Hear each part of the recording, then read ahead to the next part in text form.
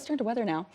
We saw some snow. We saw a fair amount of snow to shovel today. Sarah, what can we expect in the hours ahead? Yeah, not as much snow. In fact, really nothing at all. The clouds, they're here. They're sticking with us for the most part. We could even see a few breaks in those clouds too as we do go into the overnight. But hey, I think we need this break from the snow, at least to clear off a lot of those secondary roads. I love this shot over Highway 52 because it shows the difference between the highway, that's 52 there, and then that secondary road, the frontage road that's right outside of our studio right here. And you can see there's still the little chunks of ice, some slush out there that we've been dealing with. So give some time to let that move to the side. It's nice when we have an easygoing evening. And that is what I am planning for. Satellite and radar not showing much activity at all. I talked about maybe the tiny bit of a resurgence a little further to the north, but it looks like none of this is actually moving. So it might just be picking up on some ice crystals here or there.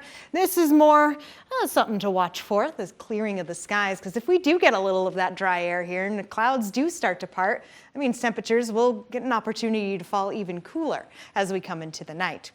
Road conditions haven't changed much from the top of the newscast. We're still seeing plenty of green just show up here or there across southern Minnesota. Still plenty of blue as well, though, partially covered roads. At least that's what they're reported as. So it's not all fine and dandy yet on highways.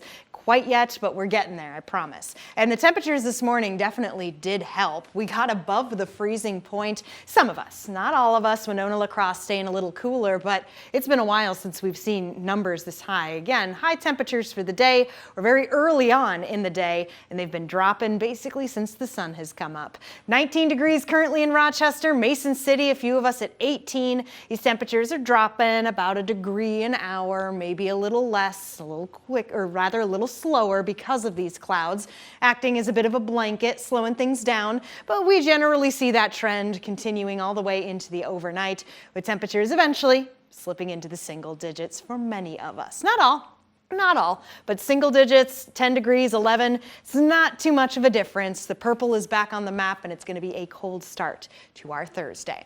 I'm going to fast forward time all the way to Thursday. This is midnight, just to show not much really going on there. By the time we get to 8 a.m., that's what we'll be watching for our next round of some snowfall, potentially impactful. Doesn't look to make too much of a splash in our area, but places like Mason City, kind of along 35 and just a smidge to the west, could be seeing a little more of this than, say, further to the east. This is around 11 a.m. Pockets of more light to moderate snow possible here as a bigger system forms further to the south. Spreads a little bit as we get into the afternoon, but for the most part, it is looking to generally avoid the area. Again, these numbers never set completely in stone, and this is a look at the next 48 hours too. So just to show, some of us could be seeing a little more snow than others, up to an inch in places, a little worse to the south.